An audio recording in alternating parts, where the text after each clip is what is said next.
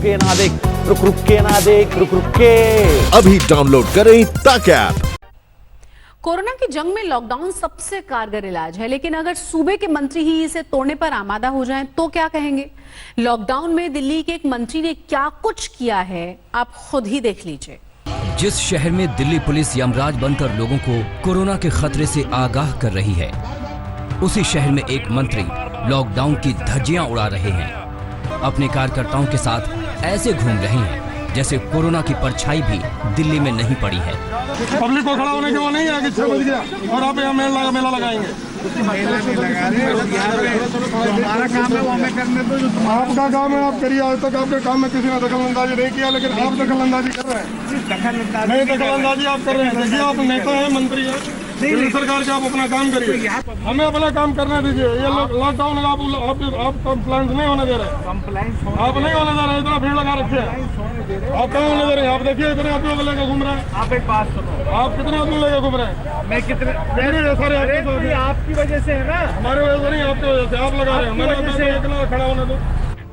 अब ये भी जान लीजिए कि सदर बाजार के नाम से मशहूर जिस इलाके में बली मारान के विधायक इमरान हुसैन अपने लाव लश्कर के साथ घूम रहे हैं, वहां कोरोना ने क्या रंग दिखाया है।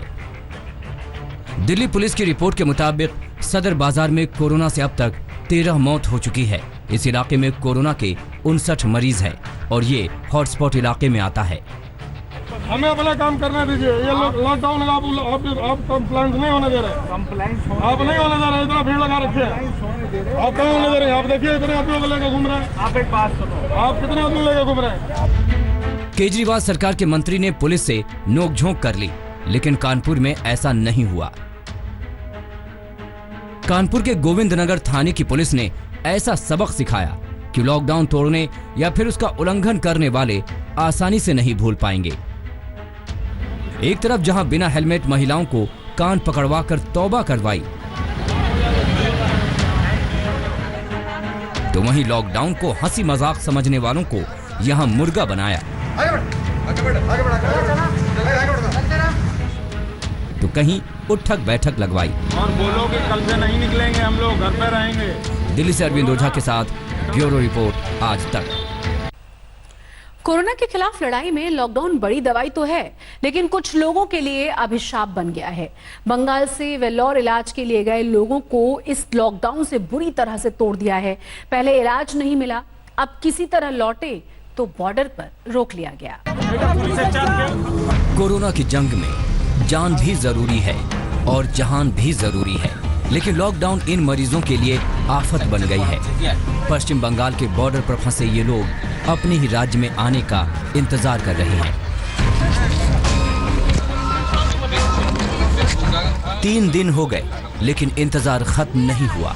35 साल की अरेसा बीबी अपने 18 साल के भाई के साथ 3 दिनों से सड़क पर फंसी हैं। वो इलाज के लिए वेल्लोर गई थीं, लेकिन लॉकडाउन में फंस गईं। महीने भर होटल में बंद रहीं। आखिर में हार कर 1 लाख रुपए में एम्बुलेंस कर 3 राज्यों की सीमा पार कर यहाँ पहुंची, लेकिन अपने ही राज्य में घुसने नहीं दिया जा रहा। কিন্তু এসে আমাদের 3টে স্টেট আমরা পেরিয়ে এলাম, 3টে স্টেটে আমাদেরকে ছাড় দিয়ে দিল। কিন্তু আমাদের নিজের দেশ, আমাদের নিজের রাজ্যে সরকারি আমাদেরকে সবাইকে একসঙ্গে গ্যাদারিং করে 5টা একটা ডিস্ট্রিক্ট ম্যাজিস্ট্রেটের 5টা বন্ধ করে দিয়ে তার সরকারি অফিসার তার 5টাকে অগ্রাহ্য করে তারা আমার দেশে আমাকে ঢুকতে দিল না। कुछ लोग तो परेशान होकर आपा खो बैठे। प्रशासन की हिकारत उन्हें बेचैन कर रहा है। 3 दिनों से इंतजार कर रही मताली दास कहती हैं कि एसपी ने कहा यहाँ तो मामूली पेट दर्द में भी लोग वेल्लोर चले जाते हैं।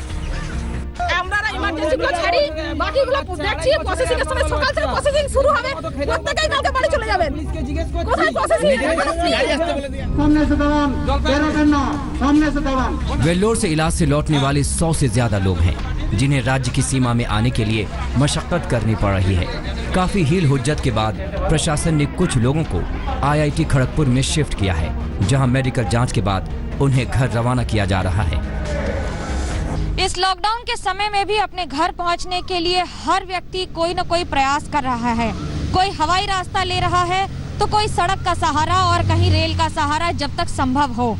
लेकिन इन सब के बीच में एक और जहां कोरोना से लड़ाई है तो वहीं समुद्र की गहराई है और इन सब के बीच में अब तो जान पर भी बनाई है। वेस्ट मिदनापुर से शेख जहां अली और कोलकाता से मनोज्ञा लोईवाल के साथ आज तक ब्यूरो।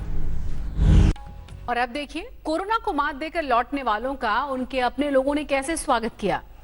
तो तस्वीरें हम आपको दिखा रहे हैं मुंबई की और दिल्ली के कांस्टेबल के ठीक होकर लौटने के बाद तालियां किस तरह से बजाई गई ये भी देखिए। तो मुंबई में जमकर बरसे हैं फूल। दोनों ही तस्वीरें कोरोना पॉजिटिव पाए जाने के बाद जब स्वस्थ होकर ये दोनों लोग लौटे हैं उस दौरान की हैं।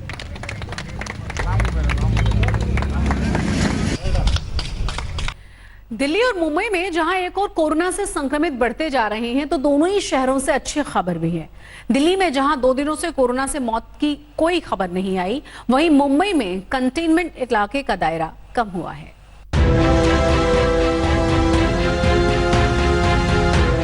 देश के 2 बड़े शहरों दिल्ली और मुंबई में कोरोना कहर बना हुआ है। लॉकडाउन, हॉटस्पॉट और कंटेनमेंट के बाद भी कोरोना लगातार पैर पसार रहा है।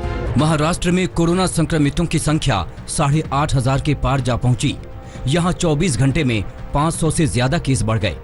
कोरोना के मामले में महाराष्ट्र की तस्वीर आर्थिक राजधानी मुंबई ने बिगाड़ी है, जहां वायरस की चपेट में आने वालों का आंकड़ा 5700 से ज्यादा हो गया।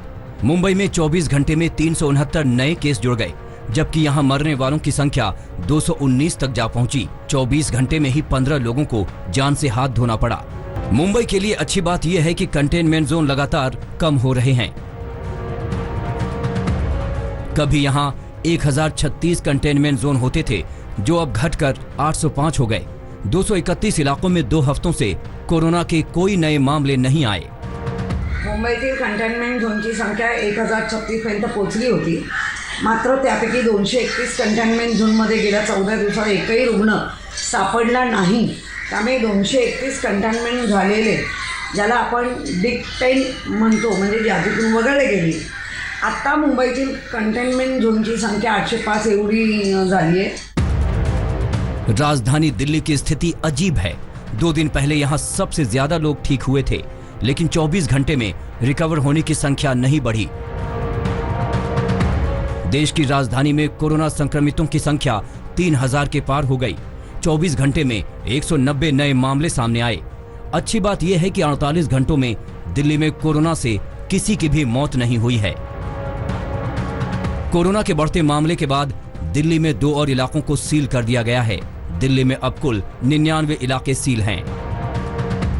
ये हमारे लिए बहुत कठिनाई का समय है। बड़ी कठिनाई से पिछले 1 हफ्ते में आप सब लोगों ने मेहनत करके कोरोना को पे काबू पाया है। हमें इसे जारी रखना है, किसी भी तरह से इसको अब आगे और बढ़ने नहीं देना। दिल्ली से सटे यूपी के नोएडा में गुड न्यूज है। यहां 14 हॉटस्पॉट जोन अब ग्रीन जोन में बदल गए। मतलब यहां 2 हफ्तों से कोई नया मामला नहीं आया। नोएडा में कोरोना से किसी की मौत भी नहीं हुई है। अभी हमने हॉटस्पॉट्स की रिलीज किया है। टोटल 33 हॉटस्पॉट्स है। उसकी रेड और ऑरेंज और इवन ग्रीन हॉटस्पॉट्स भी आज काफ़ी हुई है। जो पहले ऑरेंज था वो ग्रीन हुआ है। और टोटल जैसे मैंने कहा कि 71 ऐसे केसेस हैं जो ठीक होके स्वस्थ होके घर लौट चुके हैं। और आज की तारीख में 58 केसेस एक्टिव केसेस पेंडिंग है। लेकिन नोएडा 8 हेल्थ वर्कर्स के पॉजिटिव होने से हड़कंप जरूर मचा है। अब यहां कोरोना से बीमार लोगों की संख्या बढ़कर 129 हो गई। मुंबई से सौरभ वक्तानिया के साथ आज तक ब्यूरो। गुजरात और मध्य प्रदेश में तो कोरोना की रफ्तार डराने लगी है, जहां संक्रमितों की संख्या भी तेजी से बढ़ रही है और मौत का आंकड़ा भी। ऐसे में सवाल ये उठ रहा है कि दोनों ही राज्यों में कोरोना का कोई खतरनाक रूप तो नहीं है। चीन के वुहान से महामारी बनकर निकला कोरोना वायरस दुनिया भर में लाशों की ढेर लगा रहा है, लेकिन इसकी मार हर जगह एक सी नहीं है। कहीं ये कत्लेआम मचा रहा है तो कहीं ये शांत पड़ा है। मसलन भारत के केरल को ही ले लीजिए, जहां सबसे पहले कोरोना ने दस्तक दी, लेकिन 4 महीने बाद भी यहां सिर्फ 4 मौतें हुई, जबकि गुजरात, मध्य प्रदेश और महाराष्ट्र में ये वायरस कहर बरपा रहा है। आखिर इतना फर्क क्यों है? जगह बदलते ही कोरोना की मारक क्षमता क्यों बदल रही है? भारतीय वैज्ञानिक भी इस रहस्य से पर्दा उठाने में जुटे हैं।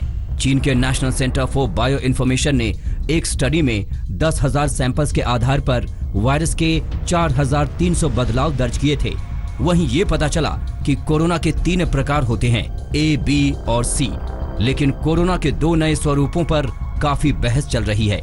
इनमें एक है कोरोना एस और दूसरा कोरोना एल। माना जा रहा है कि कोरोना एल काफी खतरनाक है और गुजरात और मध्य प्रदेश में इसी ने कहर बरपाया है। आंकड़ों को देखें तो गुजरात में कोरोना संक्रमित की संख्या 3500 के पार हो गई। इनमें आधे मामले सिर्फ अहमदाबाद में हैं। इस सूबे में अब तक 162 लोगों की कोरोना से जान गई। इनमें 109 की मौत अहमदाबाद में हुई। इसी तरह मध्य प्रदेश में कोरोना पॉजिटिव की संख्या 2100 से ज्यादा हो गई। इनमें आधे से ज्यादा मामले इंदौर के हैं। यहां अब तक 110 लोगों की मौत हुई। इनमें भी इंदौर सबसे आगे है। गुजरात और मध्य प्रदेश दोनों राज्यों में रिसर्च चल रही है कि कहीं मौत के बढ़ते आंकड़ों के पीछे कोरोना के एल स्ट्रेन वाले वायरस तो नहीं हैं। बताया गया है कि 2 प्रकार के इस वायरस के स्ट्रेन हैं। एक एस स्ट्रेन जो उतना घातक नहीं है और दूसरा है एक एल स्ट्रेन जिसकी ज़्यादा एक विरुलेंट, जिसकी असर ज़्यादा होती है। तो इसकी भी एक अनुसंधान रिसर्च हमारे साइंटिस्ट कर रहे हैं और माना जा रहा है कि शायद इस स्ट्रेन गुजरात में है, इस वजह से ये थोड़ा इस तरह से मृत्यु के अंक भी बढ़ रहे हैं। पूरे विश्व में यह पाया गया है कि कोरोना वायरस की अलग अलग जीन्स हैं जिनके स्ट्रेन्स अलग अलग हैं। तो national institute of virology Pune में यह स्टडी की जानी है कि अलग अलग स्थानों के सैंपल्स लेके कि वो उनकी स्ट्रेन्स की स्टडी करेंगे, उसका कल्चर करेंगे, ऑटोमेटेड जीन एक्सट्रैक्शन करेंगे, जिसमें से इंदौर के, भोपाल के कई जगहों के सैंपल्स भेजे जाएंगे। हालांकि वर्ल्ड हेल्थ ऑर्गेनाइजेशन ने कोरोना एल की थियरी को नकार दिया है। आज तक से बातचीत में WHO का कहना है कि कोरोना के 10,000 जीनोम के सीक्वेंस में कोई अव्यवहारिक लक्षण नहीं दिखे। And we're looking at the changes in the virus to see if any of those changes mean that the virus has mutated and that it changes in terms of its transmissibility or its ability to infect people or its ability to cause severe disease. And so far, this virus is relatively stable. There are changes in the virus which are expected in RNA viruses, but these changes are within the expected range. हालांकि corona के लक्षणों में बदलाव की बात WHO भी मान रहा है, लेकिन बड़ा सवाल अब भी ये है कि कहर बरपाने वाले इलाके में कोरोना का कोई अलग खतरनाक स्वरूप है या नहीं। ये तो आने वाले वक्त में रिसर्च के बाद ही साफ हो पाएगा। भोपाल से रविश पाल सिंह और अहमदाबाद से गोपी घांगर के साथ आज तक ब्यूरो। कोरोना काल में विलेन बने जमाती अब देवदूत बन रहे हैं। प्लाज्मा थेरेपी के नतीजे अच्छे आने के बाद हर राज्य ठीक हुए जमातियों से प्लाज्मा दान करने की अपील कर रहा है और जमाती भी इस नेक काम के लिए खुलकर सामने आ रहे हैं। कोरोना फैलाने के आरोप झेलने वाले तबलीगी जमात के सदस्य अब जिंदगी बचाने की मुहिम में जुट गए हैं। ये तस्वीर है मुंबई के अब्दुल रहमान की। 21 मार्च को उनकी कोरोना रिपोर्ट पॉजिटिव आई थी। कस्तूरबा अस्पताल में उनका इलाज चला था और हफ्ते भर बाद वो ठीक हो गए। अब उन्हें प्लाज्मा डोनेट करने के लिए नैयर अस्पताल से फोन आया और वो इस नेक काम के लिए भागे चले आए। वहाँ से फ़ोन आया नायर से कि आप अगर जो पॉजिटिव पेशेंट अच्छे हो के आए तो उनका है ना प्लाज्मा लेकर, जो पेशेंट अच्छे नहीं हो रहे हैं उनको हम उसमें आपका प्लाज्मा डालेंगे तो ऊपर वाले की दुआ रहेगी तो वो भी अच्छा हो जाएगा। इसके लिए मुझको बुलाया गया था। अब्दुल रहमान ही नहीं, उनके जैसे कई जमाती हैं जो कोरोना को हराने के बाद जिंदगी जिंदाबाद कहते हुए प्लाज्मा डोनेट के लिए आगे आ रहे हैं। राजधानी दिल्ली में भी प्लाज्मा देने वाले जमातियों की तादाद बढ़ने लगी। कोरोना के खिलाफ जंग में प्लाज्मा थेरेपी वरदान साबित हो रहा है। अब करीब हर राज्य इस थेरेपी को तवज्जो दे रहे हैं और ठीक होने वालों से प्लाज्मा दान देने की अपील कर रहे हैं। जो लोग कोरोना पॉजिटिव हैं, अगर उनके लिए ब्लड प्लाज्मा फ़ायदेमंद है तो मैं सब खुशी से अपनी जो है ब्लड प्लाज्मा डोनेट कर रहा हूँ। कल लखनऊ के KGMU अस्पताल ने भी प्लाज्मा थेरेपी के जरिए इलाज की शुरुआत की। पहला डोज 58 साल के गंभीर मरीज को दिया गया। कोरोना पीड़ित इस मरीज को डायबिटीज भी थी। उन्हें वेंटिलेटर पर रखा गया था। प्लाज्मा देने के बाद संकेत अच्छे दिख रहे हैं। और उनके आज के मॉर्निंग से वेंटिलेटर के पैरामीटर्स बेटर हुए हैं और लैब की टेस्ट भी कुछ बेहतर दिख रही हैं। तो आरंभिक संकेत आशाजनक हैं और सुधार के लक्षण दिखाई दे रहे हैं। तो ये हम लोगों के लिए बहुत ही शुभ संकेत है। डॉक्टरों की माने तो एक डोनर 400 मिलीमीटर प्लाज्मा दान कर सकता है, जिसे 2 मरीजों को चढ़ाया जा सकता है। दिल्ली से कुमार कुणाल के साथ कमलेश सुतार, मुंबई आज तक। हरिद्वार में गंगा का पानी तो बिना फिल्टर के पीने लायक हो गया है। यहाँ इंसानों से फैलने वाली गंदगी में 34% की कमी आई है। हरिद्वार में गंगा कैसे निर्मल हुई, इस पर आज तक संवाददाता श्वेता सिंह ने स्पेशल रिपोर्ट भेजी है। देखिए आप भी। पहाड़ों पर अपने उद्गम स्थल से जब गंगा नदी नीचे की ओर आती है तो ऋषिकेश वो पहला पड़ाव है जब पहाड़ों को छोड़कर वो समतल जमीन पर आती है। इसीलिए यहाँ पर आपको आवेग बहुत दिखेगा। यहाँ पर पानी के प्रदूषण की वैसी समस्या नहीं रही है, गंगा जल यहाँ पर स्वच्छ रहा है। लेकिन चूंकि अलग अलग इलाकों से, चाहे वो आश्रम हो जाए या फिर देहरादून से आने वाला जो सीवेज का पानी हो जाए, जो दूसरी नदी में मिलता है जो गंगा की सहायक नदी है, तो उस कारण यहाँ के जल को भी बी श्रेणी का माना गया। अब पानी की स्वच्छता को मापने के लिए अलग अलग श्रेणियों में उसे बांटा जाता है। लेकिन आज की तारीख में जो स्टडीज की गई हैं उसके हिसाब से जो गंगा जल है ऋषिकेश में वो ए श्रेणी में आ रहा है। अब ए श्रेणी में इसीलिए आ रहा है क्योंकि यहाँ पर कोलिफॉर्म की जो मात्रा है इसमें कम है और साथ में जो ऑक्सीजन की मात्रा है वो काफी बढ़ चुकी है। ये कहा जा रहा है कि आप आराम से बस डिसइंफेक्टेंट के इस्तेमाल के बाद यहाँ के पानी को ग्रहण कर सकते हैं। वैसे भी श्रद्धावश लोग हमेशा से गंगा जल से आचमन करते ही आए। हरिद्वार में है और हरिद्वार में भी अगर आप गंगा जल को देखेंगे तो आपको आम दिनों से ज्यादा स्वच्छ गंगा जल नजर आएगा। अंतिम पत्थर तक आप यहाँ पर देख सकते हैं अपनी आंखों से, बावजूद इसके कि इस समय आसमान में बादल हैं और बरसात भी यहाँ पर हुई है। लेकिन सिर्फ ये एक मन का भाव नहीं है। दरअसल जो प्रदूषण मापने की तमाम एजेंसियां होती हैं उन्होंने भी माप कर कहा है कि जल की सेहत में सुधार हुआ है। पंडित जी, आप यहाँ पर हमेशा से, गंगा आरती तो अभी भी लगातार जारी है, लोग बस नहीं आ सकते हैं, लेकिन उस श्रद्धा के साथ दिल को कितनी प्रसन्नता होती है जब गंगा जल को आप थोड़ा और स्वच्छ देखते हैं। बिल्कुल स्वच्छ गंगा जी का जल है समय। पहले तो नदी नाले कोई नहीं डलते हैं, इसलिए इतिहास में भी पहली बार ऐसा देखा है। आप लोगों ने तो अपनी तरफ से बहुत कोशिशें की, बहुत सारे अनशन हुए, जो अलग अलग आश्रमों में जो स्वामी जी लोग थे उन लोगों ने किए, प्राण त्यागे सबने, और आज लॉकडाउन के 1 महीने गुजरने के बाद गंगा इतनी स्वच्छ। लॉकडाउन के बाद ही इतना स्वच्छ जल है गंगा जी का, उससे पहले नहीं कभी कोई भी कितना भी कर पाया। स्वयं गंगा ने अपने आप ही अपने आप को स्वच्छ कर लिया। तो स्वच्छता, अविरलता, निर्मलता, ये 3 चीजें कही जाती हैं। स्वच्छता के लिए घाटों का भी पक्का निर्माण हुआ। अविरलता तो खैर चूंकि बहुत सालों पहले बांध बन गए और बराज का निर्माण हो गया, तो अविरलता में बाधा जगह जगह पर दिखी। लेकिन निर्मलता जो है जल की, वो पहली बार ऐसा लग रहा है कम से कम लोगों को अपने जीवन काल में कि गंगा को इतना निर्मल देख पा रहे हैं। श्वेता सिंह, हरिद्वार आज तक। एक तरफ जहां कोरोना योद्धा जान जोखिम में डालकर लोगों का इलाज कर रहे हैं, उन्हें नई जिंदगी दे रहे हैं, तो दूसरी ओर ऐसे भी मरीज हैं जिनका नाज नखरा आपको हैरान कर देगा। देखिए भोपाल के एक अस्पताल में भर्ती इस मरीज का ड्रामा और सुनिए जरा। सईद भोपाली है मेरा नाम। अब मैं तो डेली मटन खाता हूँ भाई, शेर की औलाद हूँ, मिलिट्री मैन सईद भोपाली, लाला अस्पताल दिलकुशाबाद। खुल दो। अरे वीडियो बन रही है? हाँ बन रही। हाँ, ये खाना मैं नहीं खाऊंगा, बीमार था जब तक खा लिया, अब मैं स्वस्थ हूँ। दुनिया में कोरोना के मरीजों का आंकड़ा 30 लाख से ज्यादा हो चुका है। अब तक 2 लाख से ज्यादा लोग जान गंवा चुके हैं। आपको बता दें कि अमेरिका में भी कोरोना का कहर लगातार जारी है। यहाँ 56,000 से ज्यादा की मौत हो चुकी है, जबकि 10 लाख से ज्यादा ऐसे लोग हैं जो कोरोना संक्रमण के शिकार हो चुके हैं। दुनिया में कोरोना ने किस तरीके से कहर बरपाया है वो हम आपको दिखा रहे हैं। अमेरिका में कोरोना से मरने वालों की संख्या हो चुकी है 56,000 से ज्यादा। नमस्कार, मैं हूं अंजना ओम कश्यप। हमें उम्मीद है ये वीडियो आपको पसंद आया होगा। लेटेस्ट खबरों के लिए यूं ही देखते रहिए आज तक, और इस वीडियो के पसंद आने पर लाइक, शेयर एंड सब्सक्राइब करना ना भूलें।